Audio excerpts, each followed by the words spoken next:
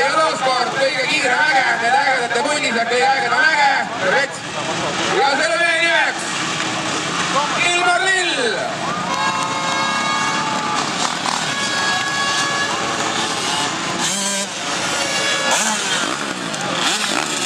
Ja jälle tahan kuulda suurt kisakõne aplausile kolmele mehele. Heigo Härmatis, Janek Korlis ja Ilmar Lill. Suur tänu, et teate, et suur odustamine on päeva lõpus, kus siis võetakse 2 võitu kokku ja seal jagatakse veel kulda kardameenid kõikidele juurde rohkem. Nii et midagi seda meeles, ärge laske ennast koogata. Nüüd on meil siin ees, nüüd kõikidele mees asi teha. Aga tuusad on juba valmis, stardipuudega roheline lipp on üleval ja esimese sõidu kiiremad tuusad olid siis 64 ja Anti Liibert, 998 Martin Maltsar ja 65 Urmet Peterson, 58 Maido Martsik, 256 Henri Helemäe, 717 ja Sven Valdmaa, kellel läheb siin start kõige paremini, milline saab olema siis see stardiprotseduur.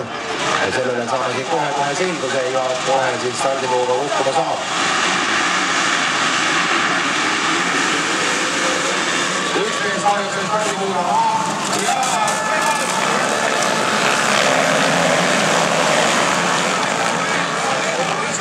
Maido Martsik võtab stardivõidu ja läheb siit liidrina rajale.